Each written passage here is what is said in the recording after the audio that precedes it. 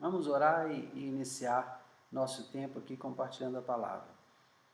Pai, no nome de Jesus, nós louvamos o Teu nome pela oportunidade de estarmos juntos aqui. Obrigado por esses irmãos fiéis ao Senhor, amando a Tua palavra em todo o tempo, desejando receber mais de Ti. Pai, que o Senhor possa derramar sobre cada lar agora, cada um dos Teus filhos que está recebendo, ó Deus, da parte do Senhor, instrução, revelação na Tua palavra. Peço que o Teu Espírito se manifeste, ó Deus, na vida de cada um deles, para trazer luz sobre textos que possam estar ainda obscuros, sobre compreensões que ainda não tiveram, mesmo sobre mim. Peço ao Senhor, Pai, traga revelações, traga informações, ó Deus, que estão por trás daquilo que está visível. Ó Deus, aquilo que só o Teu Espírito pode fazer.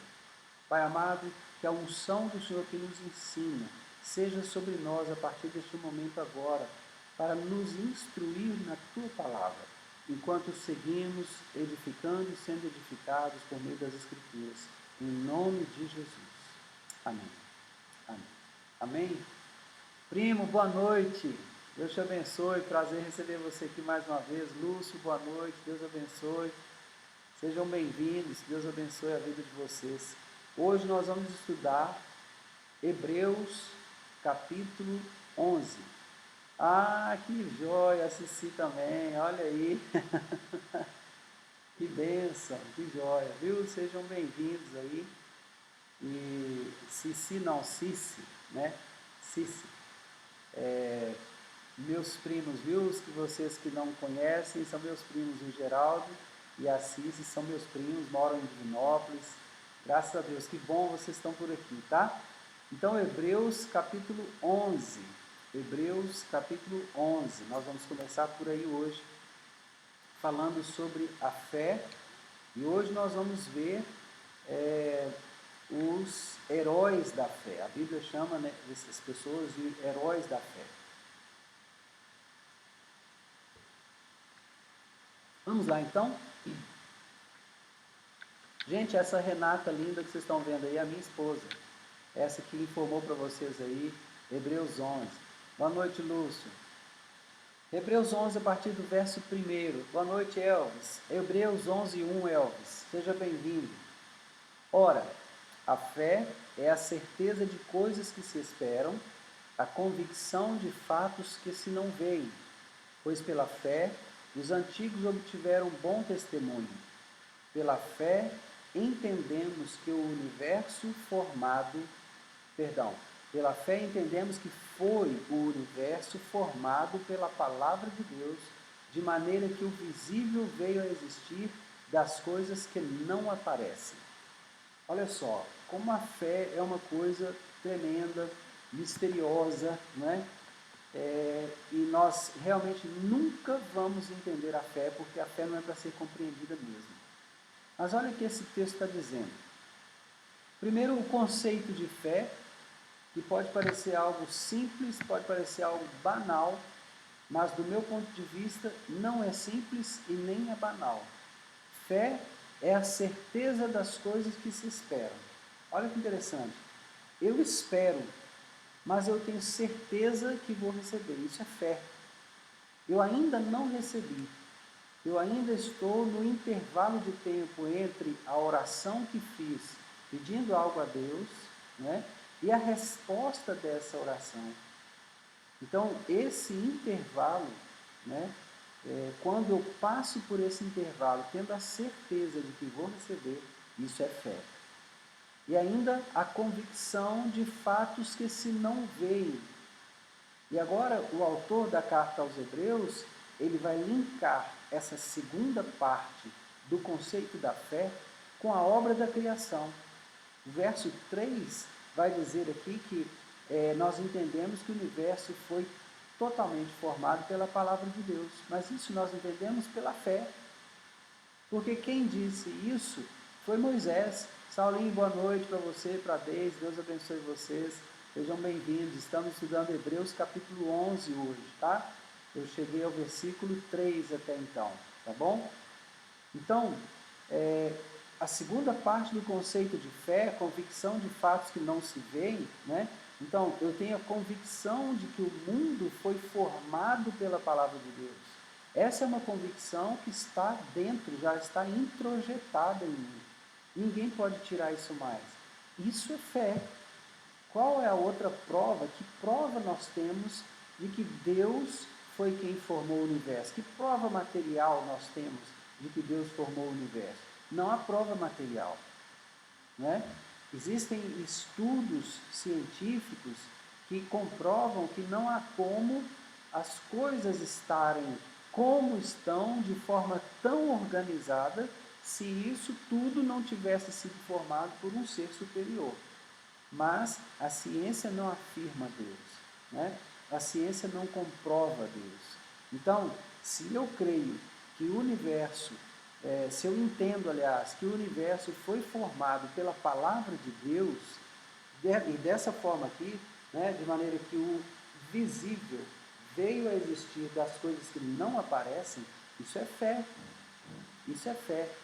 Elaine, Deus te abençoe, seja bem-vindo em nome de Jesus. Isso é fé. Então entenda que o conceito de fé pode parecer uma coisa muito simples, mas não é tão simples quanto parece, né?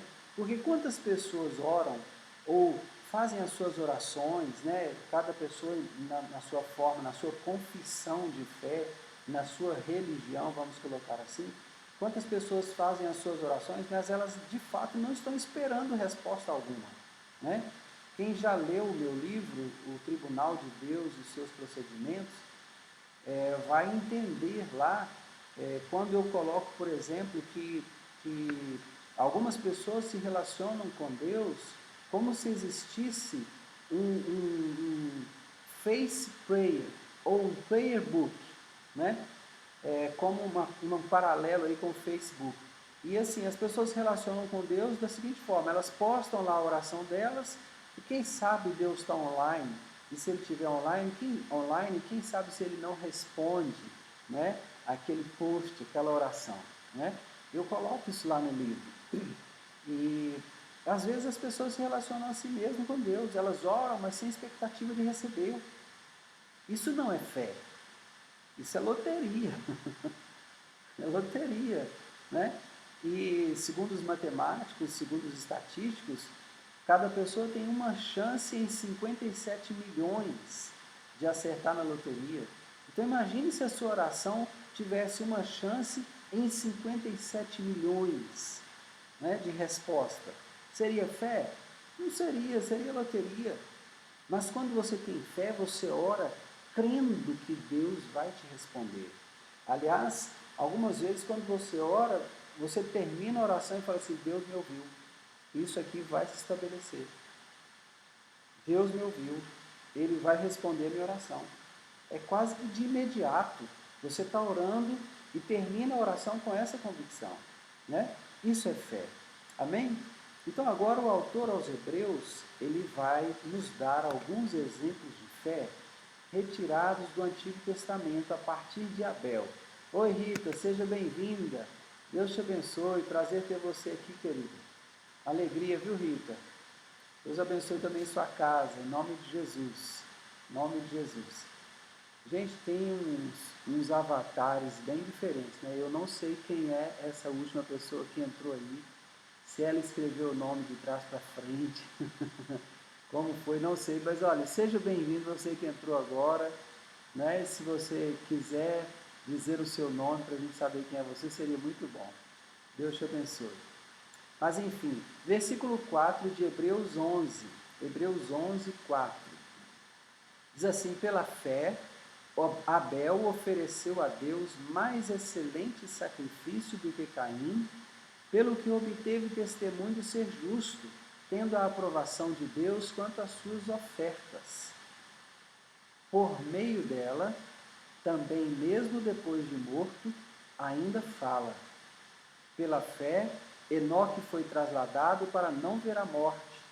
Não foi achado porque Deus o trasladara, pois antes da sua trasladação obteve testemunho de haver agradado a Deus. Aleluia. Olha que bênção, né? Falando a respeito de Abel, gente, eu queria colocar aqui algo, porque às vezes as pessoas têm dúvidas. Ei, Romilda, Deus te abençoe, seja bem-vinda. Às vezes as pessoas têm dúvidas a respeito do sacrifício de Caim, a respeito do sacrifício de Abel, e elas questionam muito isso. E eu recebi um entendimento e quero crer que esse entendimento veio da parte de Deus. Quero crer. Se por acaso isso não vem de Deus e não testifica no seu espírito, então, querido, eu quero só pedir que você ore por mim para que eu receba algo mais claro do que isso, amém? E possa compartilhar. Se por outro lado você recebeu algo que entende que está mais claro do que aquilo que eu estou compartilhando, também estou disposto a aprender. Vaguinho, boa noite, Deus te abençoe. Estamos em Hebreus 11:4. Seja bem-vindo. Então vamos lá, o que eu entendi sobre Abel e Caim e por que essa situação entre esses dois irmãos, né? Quanto à oferta. Veja bem, aqui Hebreus está dizendo, a carta aos Hebreus está dizendo que Abel ofereceu a Deus mais excelente sacrifício do que Caim, pelo qual obteve testemunho de ser justo, tendo a aprovação de Deus quanto às suas ofertas. Por meio dela a fé de Abel, também mesmo depois de morto, ainda fala. O que eu entendo então sobre essas ofertas, né, que estão descritas aqui e que estão sendo comparadas aqui pelo escritor aos Hebreus? Bom, Abel ofereceu a Deus sacrifício, e eu quero que você entenda isso a partir do que nós já estudamos, quando a Bíblia fala, aqui o livro, a carta aos Hebreus estava falando sobre o sacerdote. O sacerdote oferecia dons e sacrifícios. Você deve se lembrar disso, se você esteve nas lives, né, a respeito de Hebreus. Então eu expliquei que os dons são presentes, ofertas, né? Mas o sacrifício envolve uma vítima, né? O sacrifício envolve a morte de um animal. O sacrifício envolve o derramamento de sangue. Então, qual a diferença entre o sacrifício de Abel e a oferta de Caim? Caim ofereceu a Deus dom. Abel ofereceu a Deus sacrifício. Algum problema nisso? Nenhum problema. Deus recebe tanto dons quanto sacrifícios. Qual é o problema por trás disso daí? Aqui é que eu entendo que existe algo para nós aprendermos e eu quero compartilhar com você o que eu cheguei a entender. Não estou me dizendo aqui profundo na palavra, mais profundo que você, pelo contrário, estou disposto a aprender com você. Então, se você recebeu algo diferente, compartilha com a gente, por favor, porque eu quero aprender. Amém? Então, o que acontece? Abel teve uma atitude diferente da atitude de Caim. É por isso que nós vamos ver o Senhor falando com Caim. Se ele mudar a atitude dele, ele vai ser aceito, né? Mas se ele não mudar, o pecado jaz à porta. Ricardo, Deus te abençoe, boa noite, querido. O Senhor abençoe você e sua casa, em nome de Jesus. Então, qual era a atitude de Abel? Entenda que Abel, assim como toda criança, a criança aprende o que ela vai fazer à medida que ela vê outras pessoas fazendo. Então, com certeza, Abel aprendeu a sacrificar com seu pai Adão. Caim também aprendeu a trazer ofertas ao Senhor com o seu pai Adão. A diferença entre eles não está no que foi trazido à presença de Deus, porque Deus recebe tanto dons quanto sacrifícios. A diferença está na atitude íntima, a atitude do coração de Abel e a atitude do coração de Caim. Como assim, pastor? Não estou entendendo. Para mim ainda está válido, ok? Só sacrifica um animal quem se considera pecador. Reflita sobre isso.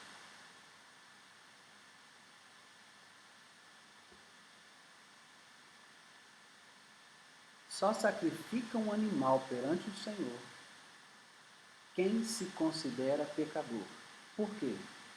Porque o sacrifício do animal envolvia o derramamento de sangue para propiciar o pecado. Então, quando Adão pecou, não é? O corpo dele teve que ser coberto pela pele de um animal que foi morto. Assim é o que o texto nos deixa entender. Porque a Bíblia também não diz que Deus matou um animal. A Bíblia diz que Deus fez vestiduras de pele para Adão e para sua mulher. Tá? Eu gosto até de viajar assim nesse texto lá de Gênesis, quando Deus faz essa vestidura de peles para Adão e para Eva. Eu gosto, mas aqui eu não quero trazer para você nenhum tipo de confusão, então não vou tocar nesse tema agora. Vamos ficar aqui na oferta, tá? O Abel viu o seu pai ofertar a Deus animais. E ele viu isso porque certamente Adão contou para ele: a nossa vida antes, minha e da sua mãe, era no Éden, no lugar da presença de Deus. Nós vivíamos lá. E todas as tardes Deus vinha falar conosco. Mas houve uma ocasião em que nós comemos do fruto que Deus havia dito não era para comer. Quando nós comemos daquele fruto, nós nos tornamos conhecedores do bem e do mal. Tivemos que ser expulsos do jardim.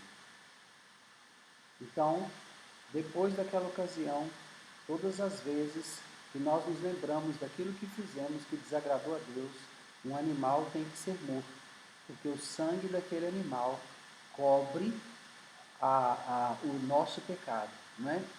Posso olhar aqui, Amilcar, se Hebreus 12, 24 está relacionado para nós conversarmos aqui. Me dá só um minutinho para eu concluir esse raciocínio, já eu chego aí, tá bom? Guarda para mim, e se eu me esquecer, me lembra por gentileza, Amilcar. Então veja bem, Adão contou essa história, porque a vida não era escrita, era contada. Então ele contou essa história aos seus filhos. Seus filhos cresceram ouvindo isso. Eles viram o pai sacrificando o animal pelo pecado deles. Então, quando Abel oferece a Deus uma ovelha do seu rebanho, pura, sem mancha, ele viu Adão fazer isso. Quando ele traz aquele animal e oferece a Deus, ele tem a convicção de que ele é um pecador, de que ele precisa vir à presença de Deus com sangue, para que o pecado dele seja remido. Caim, por outro lado, não se vê pecador. A atitude dele não é a atitude de um pecador. A atitude dele é uma atitude orgulhosa até certo ponto. Porque ele vem trazer a Deus um presente. Deus, vim trazer um presente para o Senhor. Está chegando o momento da colheita, então eu estou colhendo aqui. Estou trazendo para o Senhor aqui algo do que eu colhi. A diferença está na atitude. Deus, eu não estou assim, você sabe, eu sou até gente boa, né? Plantei, colhi, estou trazendo para o Senhor aqui as primícias daquilo que eu plantei, daquilo que eu colhi, porque eu sou assim, gente boa, eu sou um bom filho, né? Eu sou um bom irmão, foi bom filho e bom irmão, até Deus dizer que se agradou do sacrifício de Abel, cheirou a fumaça do sacrifício de Abel. Aí o quadro mudou completamente. Jéssica, minha filha, está aí conosco. Deise, seja bem-vinda. Boa noite, o Senhor te abençoe sua casa, você e Saulinho, em nome de Jesus. Né? Então, veja que a questão está na atitude. E você vai perceber que a maneira de Deus trabalhar conosco através de Jesus no Novo Testamento é nos mostrando que o nosso problema é a nossa atitude. Quando você olha Jesus ensinando, né, a respeito, por exemplo, do adultério, né? O que é que vai acontecer ali naquele quadro? Jesus vai falar assim: vistes o que foi dito, não adulterarás. Eu, porém, vos digo. Aquele que com intenção impura no seu coração olhar para uma mulher, no seu coração já adulterou com ela. Então percebe que a questão está na atitude, está no coração. Pastora Lucena, Deus te abençoe, seja bem-vinda, viu, querido? Prazer ter você aqui conosco. Deus te abençoe. Então, veja só, a atitude do coração é aquilo que de fato está sendo, vamos colocar assim, anotado, vou colocar isso entre aspas, né? Anotado a nosso respeito. Aquilo que está sendo anotado a nosso respeito. A atitude do coração. Nem tanto aquilo que eu faço, mas o que eu desejo fazer. Porque algumas vezes eu faço uma coisa desejando fazer outra. E quando essas atitudes, as nossas obras serão provadas, amém, irmãos? Nossas obras serão provadas diante de Deus. E quando essas obras forem provadas, o que vai ser provado não é o que eu fiz apenas, mas que atitude havia no meu coração quando eu fiz determinada coisa. Isso vai ser colocado à prova, com toda certeza. Amém? Então, eu queria só agora ir lá em Hebreus 12, 24, só para eu tirar a dúvida aqui do nosso irmão Amilcar. Só um minutinho para eu ir lá em Hebreus 12, 24. O que diz lá? E a Jesus, o mediador da nova aliança, e ao sangue da aspersão, que fala coisas superiores ao que fala o próprio Abel. Jesus, o mediador da nova aliança, e ao sangue da aspersão, que fala coisas superiores ao que fala o próprio Abel. Vamos voltar a Hebreus 11, e versículo 4, onde nós estamos. Pela fé, Abel ofereceu a Deus mais excelente sacrifício do que Caim, pelo qual obteve testemunho de ser justo, tendo a aprovação de Deus quanto às suas ofertas. Por meio dela, também mesmo depois de morto, ainda fala. Irmão Amilcar, eu não consegui fazer a correlação que o senhor está fazendo aí com Hebreus 12, 24. Jesus sim é o mediador da nova aliança, sem dúvida alguma, né? Mas eu não consegui fazer essa correlação. Se o irmão quiser colocar mais alguma coisa para a gente refletir juntos aqui, podemos fazer isso. Pode colocar, pode escrever e nós vamos colocar aqui em discussão, tá?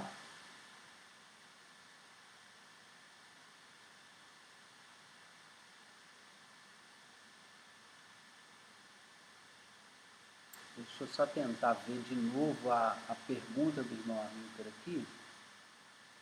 Ele está colocando aqui Hebreus 12, 24. Eu quero responder essa pergunta com o maior prazer, mas não consegui fazer a conexão.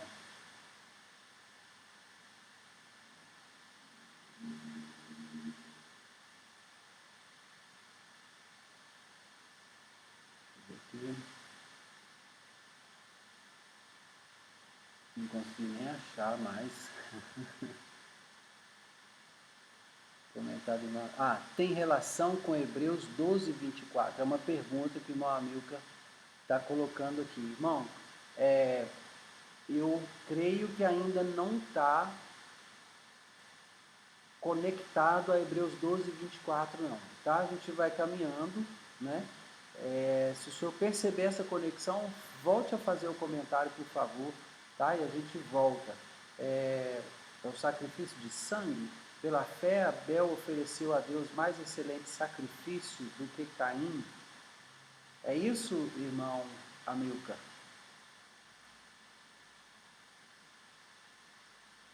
Gente, o pessoal está chegando agora aí com um nome diferente. Não sei aqui porque a foto é bem pequena. Esbarol Simone. Bom, Simone, seja bem-vinda. Meire Aline, seja bem-vinda. Deus te abençoe. Irmão Amilcar está colocando um obrigado aqui. É isso que o senhor quis dizer a respeito do sacrifício de sangue? É isso mesmo? Pela fé, Abel ofereceu a Deus mais excelente sacrifício do que Caim, pelo qual, né, obteve testemunho de ser justo, tendo a aprovação de Deus quanto às suas ofertas. Ok. Meu amigo está confirmando ali que é isso mesmo, né? Deixa eu só voltar mais uma vez a Hebreus capítulo 12 e verso 24, que a palavra aqui é Jesus, mediador da nova aliança, e ao sangue da aspersão, que fala das coisas superiores, que fala coisas superiores ao que fala o próprio Abel. Bom, eu ainda não consegui conectar, mas se os irmãos estão entendendo que a questão aqui está no sangue, né? Então, sim, a questão aqui, no caso do Abel, né, está na oferta de sangue, sim, né? Ele ofereceu a Deus mais excelente sacrifício do que Caim. Eu vejo sim dessa forma, né? A aliança, a nova aliança trazida por Jesus é feita no sangue dele, né? Ele mesmo vai publicar isso na última ceia com os discípulos. Este é o sangue da nova aliança, né? Aliás, esta é a aliança no meu sangue, né? Amém. Então podemos seguir em frente. E porque por meio dela também, mesmo depois de morto, ainda fala. Aqui, gente, a questão, a relação com a fé do Abel, tá? Mesmo depois de morto, essa fé de Abel ainda fala, né?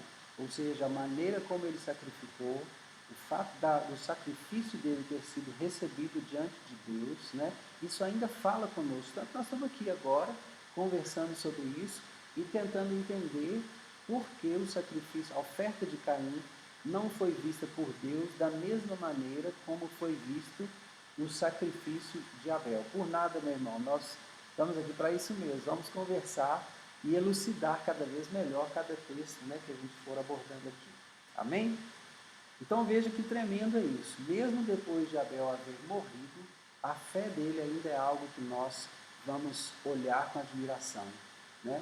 Vamos contemplar como, gente, é o que eu comecei falando, fé é algo misterioso. A fé é algo misterioso. Como é que você entende que o mundo foi criado pela palavra de Deus? Só fé, não tem explicação. Fé. Eu creio que foi assim, ponto. Não tem explicação, não é? Versículo 5. Pela fé, Enoque foi trasladado para não ver a morte. Não foi achado porque Deus o trasladara, pois antes da sua trasladação, obteve testemunho de haver agradado a Deus. Agora vamos ler o 6, porque ele está conectado ao 5 rapidamente. De fato, sem fé é impossível agradar a Deus, porquanto é necessário que aquele que se aproxima de Deus creia que Ele existe e que se torna galardoador dos que o buscam. Então veja que tremendo isso daqui. De fato, sem fé é impossível agradar a Deus. Está conectado ao versículo 5, que fala a respeito de Enoque. Enoque andou com Deus e Deus para si o tomou.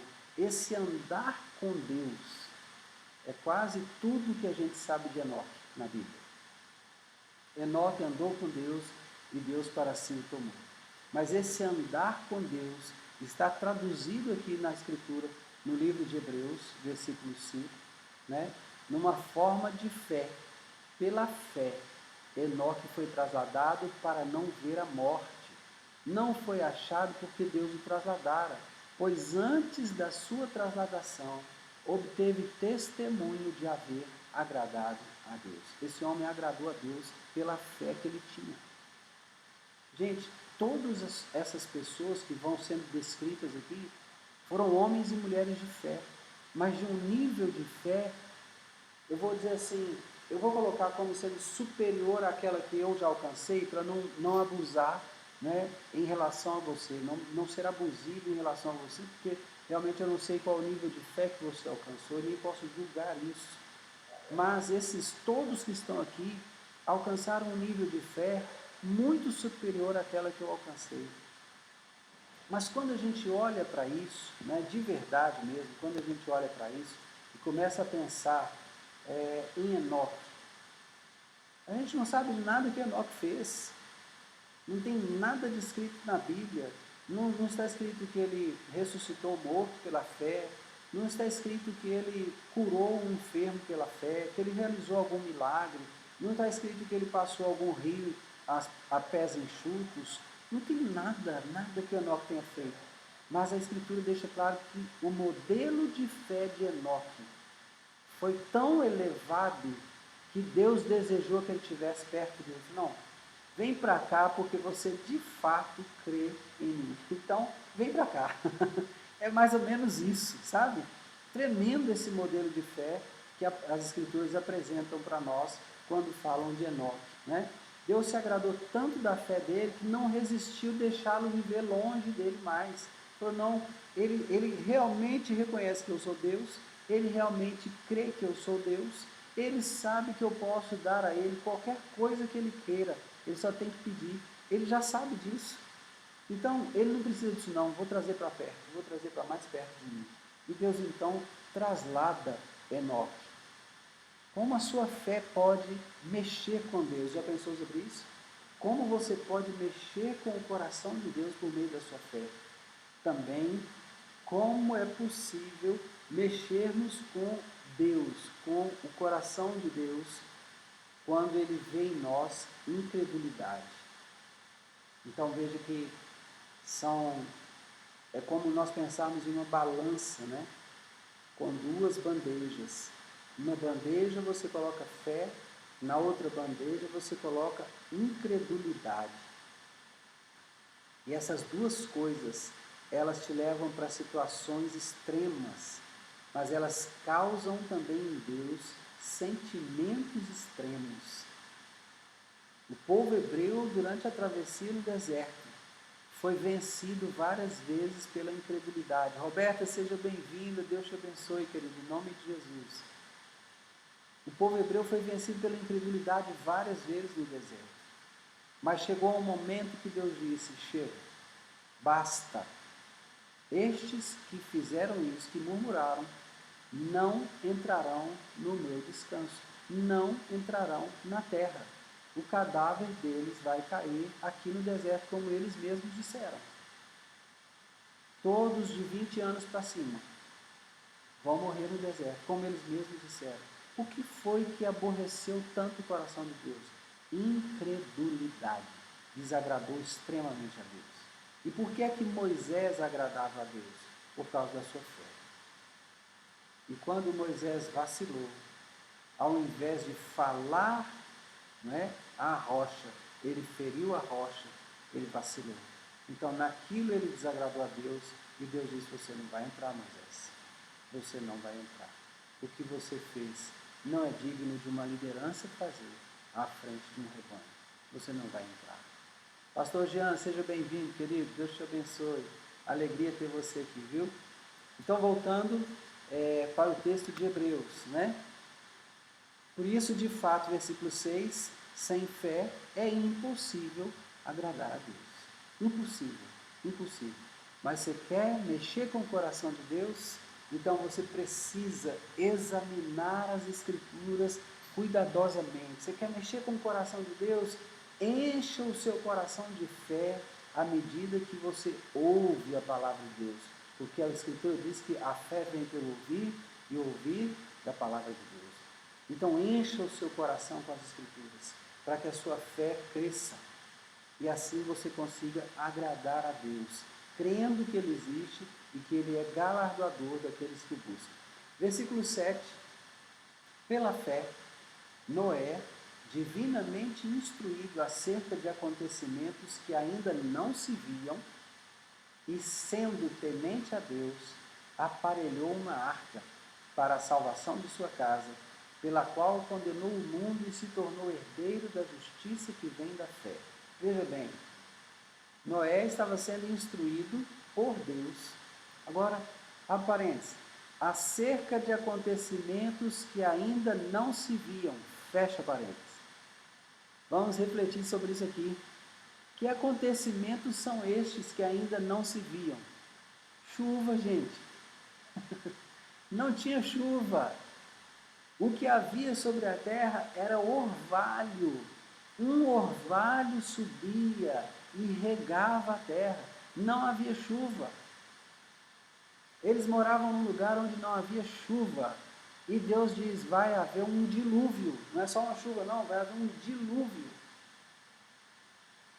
E então Noé, instruído acerca do dilúvio, chuva, coisa que ele não conhecia, coisa que não se via naquela região, sendo temente a Deus, aparelhou uma arca para a salvação de sua casa, pela qual condenou o mundo e se tornou herdeiro da justiça que vem da fé. Noé foi justificado pela fé. Olha que modelos de fé que esse escritor está trazendo para os seus compatriotas que estão espalhados nas nações depois de terem sido cheios do Espírito em Pentecostes. Não é? Olha que modelo de fé tremendo. Tremendo modelo de fé. Não é? E que está mexendo conosco hoje aqui. Nós estamos sendo tocados pela fé dessas pessoas. Graças a Deus. Léo, seja bem-vindo. Deus te abençoe, querido. Sua casa seja cheia com a palavra de Deus. Pela fé, versículo 8, Hebreus 11, 8.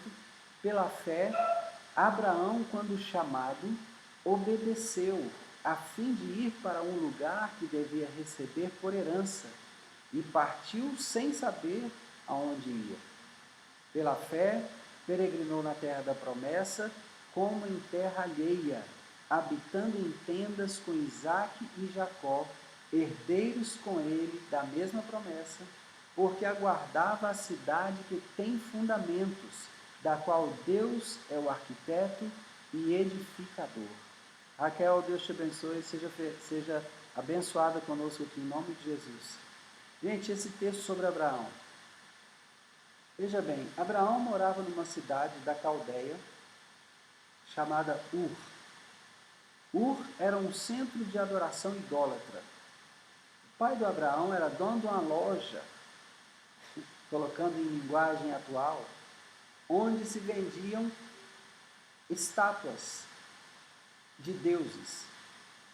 O pai do Abraão era um comerciante e vendia estatuetas de deuses. Um dia, Abraão ouve uma voz que ele nunca ouviu antes. E essa voz fala com Abraão: sai da tua terra, da tua parentela e vai para o lugar que te mostrarei. Uau! E ele simplesmente creu. Ok, eu vou. Imagina o Abraão conversando com o Terá, que era o pai dele, e fala assim: pai, é o seguinte, eu ouvi uma voz falando comigo, que é para eu sair da minha terra, da minha parentela, e ir para um lugar que ele vai me mostrar, que essa voz vai me mostrar. Eu estou saindo. O senhor quer ir comigo? Vamos. Se não quiser, um abraço, fique com Deus, estou indo com a Sarai. E o Ló também, vou levar o Ló comigo, afinal de contas meu tio morreu, o Ló está sozinho aí, eu vou levar o Ló. Pensa, querido, pela fé peregrinou na terra da promessa como em terra alheia. Como em terra alheia. Pastora Aline, seja bem-vinda, prazer ter você aqui, querida. Como em terra alheia, habitando em tendas com Isaque e Jacó, herdeiros com ele da mesma promessa, porque aguardava a cidade que tem fundamentos, da qual Deus é o arquiteto e edificador. Me fala aqui, querido, você viu em algum lugar no Antigo Testamento, paz, querido, seja bem-vindo, você viu aqui em algum lugar no Antigo Testamento, você se lembra de ter visto Deus fazendo promessa de vida eterna? Você se lembra de algum texto da Bíblia onde Deus faz promessa de vida eterna para alguém? Você se lembra disso? Por que eu estou questionando isso a você? É que, para o judeu, a eternidade existe a partir do momento que ele tem muitos filhos e consegue transferir aos seus filhos o legado dele. Então, quando ele tem muitos filhos e consegue transferir a esses filhos o seu legado, então ele está eternizando a sua obra, ele está se tornando eterno. Compreende isso? Olha que interessante isso. Mas aqui, o texto está dizendo que Abraão aguardava a cidade que tem fundamentos, da qual Deus é o arquiteto e edificador. Essa cidade não estava na terra. Abraão cria em algo que é eterno. Abraão cria em algo que é eterno. algo que mãos humanas não podem construir. Abraão cria em algo que estava além deste mundo, que transcendia este mundo. Se você buscar no Antigo Testamento alguma palavra que deixe entender que Deus vai dar ao homem vida eterna, você vai ter que buscar pistas, porque isso não está claro no Antigo Testamento. Você vai ler nos Salmos, por exemplo, que Deus pôs a eternidade no coração do homem.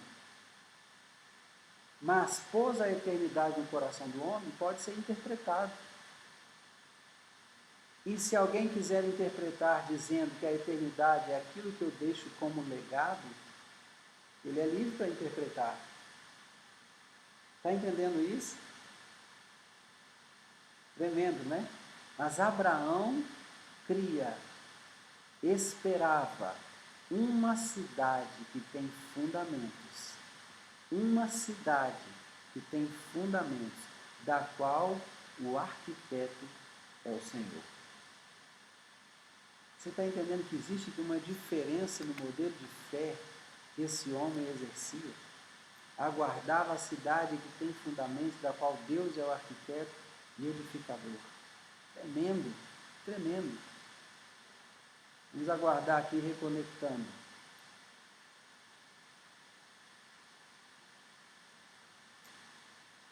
Versículo 11. Pela fé, também a própria Sara recebeu poder para ser mãe, não obstante o avançado de sua idade, pois teve por fiel aquele que lhe havia feito a promessa. Por isso, também de um, aliás, já amortecido, saiu uma posteridade tão numerosa como as estrelas do céu e inumerável como a areia que está na praia do mar. Amados, a Sara, apesar da idade que ela já tinha, né, tanto ela quanto Abrão, eles não podiam mais ter filhos. A Sara não tinha mais o ciclo menstrual. Eu não sei assim, se entre nós aqui nessa reunião existe alguém com conhecimentos médicos, mas é sabido que o útero feminino, o útero da mulher, à medida que a mulher vai vivendo seus ciclos menstruais, a cada menstruação fica uma cicatriz no útero, no ovário da mulher, né, que é de onde saiu o óvulo que poderia ter gerado uma vida. Então, cada óvulo que é expelido, gerando ou não filhos, se ele for expelido, ele saiu do ovário, ele deixa uma cicatriz no ovário. A mulher nasce com todos os filhos que ela poderia dar à luz contados. Contados. Quando ela nasce, o seu ovário já tem ali plantados nele todos os óvulos que poderão gerar um filho. A Sara tinha todas as cicatrizes, mas não tinha mais nenhum óvulo. Quando ela recebeu a promessa que Isaac viria, ela não menstruava mais, ela não tinha mais ciclos menstruais, ela não tinha mais períodos férteis, ela não tinha mais óvulos nos seus ovários. Foi nessa ocasião que ela recebeu uma promessa do eterno Deus, dizendo: você vai ter um filho. Foi nessa ocasião que Deus disse a Abraão: você vai ter um filho. Né? Abraão riu. Abraão riu. Quem dera o Senhor faça crescer, né, o meu enteado aí. Faça ele crescer. Ele não estava nem falando do filho dele mesmo, né? Ele estava falando do enteado, do servo dele, do Eliezer. Né? Só Deus, Cássia, não tem explicação. Só Deus. Né? Então, toda aquela situação acontecendo ali, Deus estava para fazer um milagre na vida desse casal. A Sara, por meio da fé, vai ouvir essa promessa, Abraão ri primeiro. Mas noutra ocasião, Sara também ri lá na tenda, e o anjo inclusive denuncia o riso dela, né? E ele fala, por que você riu? Ela, não ri, mas você riu. Seu filho vai se chamar Isaac, significa riso. Não sem propósito, né? Então, pela fé, essa mulher recebeu poder para ser mãe. Então, olha só, eu quero dizer aqui a todas as mulheres que têm o desejo de ter filhos e ainda não tiveram. Você precisa, para ter filhos, receber poder de Deus. Poder de Deus, entenda isso pela Escritura, tá? Uma mulher que teve um filho, ela recebeu poder de Deus para ser mãe. Poder de Deus para ser mãe. Se você tem desejo de ter um filho, talvez exista, né? Entre todas as pessoas que estão aqui nesse encontro nosso hoje, pode ser que exista alguma mulher que ainda queira ter um filho e nunca teve, né? E se você quer, Cássia, você não tem filho, né? Você é uma pessoa que precisa saber disso. Se você quer ter filho, é necessário que você receba poder de Deus para ser mãe. Viu? Forte isso mesmo, forte, né? E ela recebeu isso apesar da idade avançada que já tinha. Por quê? Porque ela acreditava que aquele que fez a promessa era fiel para cumpri-la. E olha de quem que ela foi ter filho, de um outro já amortecido, diz a Escritura aqui, né? Abraão também já estava velho, idoso. Deste já amortecido saiu uma posteridade tão numerosa como as estrelas do céu e inumerável como a areia que está na praia do mar. Tremendo isso, irmãos. Isso é manifestação do poder de Deus. Agora, olha que interessante, o versículo 13 vai nos dizer: todos estes morreram na fé, sem ter obtido as promessas, vendo-as, porém, de longe e saudando-as e confessando que eram estrangeiros e peregrinos sobre a terra. Porque os que falam desse modo manifestam estar procurando uma pátria. E se na verdade se lembrassem daquela de onde saíram, teriam a oportunidade de voltar. Mas agora aspiram a uma pátria superior, isto é, celestial. Por isso Deus não se envergonha deles de ser chamado seu Deus, porquanto lhes preparou uma cidade. Aleluia. Glória a Deus. Glória a Deus. Gente, morreram sem ver a concretização das promessas. Morreram sem ver a concretização das promessas. Todos eles. Uma fé tão tremenda como essa. Tremenda. Noé, Abel, meu Deus, fantástico, fantástico. Todos esses morreram sem ver a concretização das promessas. Agora, eles viveram dizendo, né, falando das promessas e dizendo, nós somos peregrinos aqui. Mais uma prova, somos estrangeiros e peregrinos. Mais uma prova de que eles criam na eternidade. A fé dessas pessoas era uma fé extraordinária. A fé dessas pessoas era uma fé sobrenatural. Era uma fé fora da curva. Porque eles criam em coisas que outras pessoas não estavam falando. Rita, testemunha isso lá para essa sua amiga, né? Mais ou menos 10 anos, né, que você tem essa pessoa aí. Aliás, ela tenta ter filhos há mais ou menos 10 anos. Passa para ela orar. Senhor, me dê o poder de ser mãe. Me conceda o poder para ser mãe. Amém? E depois, por favor, conte o testemunho para nós sabermos que Deus abençoa a vida dela com poder e que ela está gerando um filho. Amém? Então, olha, aqui está mais uma prova de que estes irmãos tinham uma fé fora da curva. Eles se diziam peregrinos, estrangeiros e peregrinos. Não é?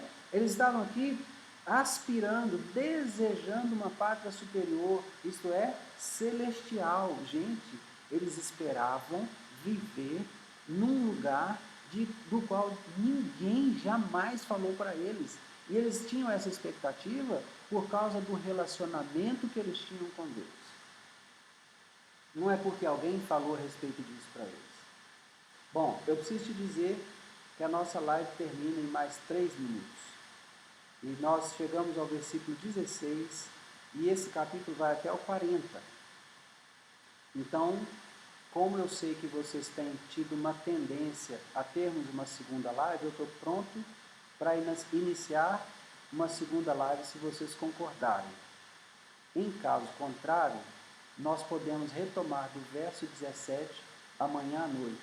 Mas, em respeito a vocês, eu quero consultá-los. Alguém tem uma opinião diferente? Vocês querem continuar até terminar o capítulo 11 hoje ainda? Ou retomamos amanhã?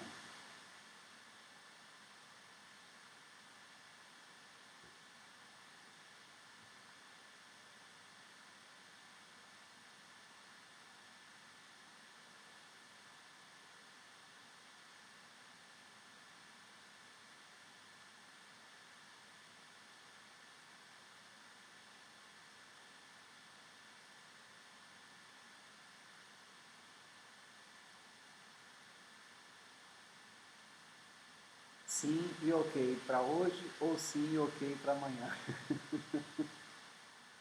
Elaine continua, abrimos outra live, né? Amém.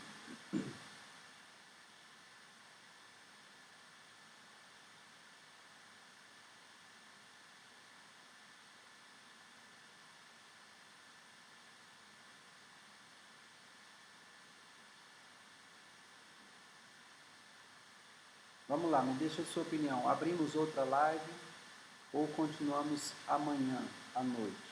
O que é melhor para você?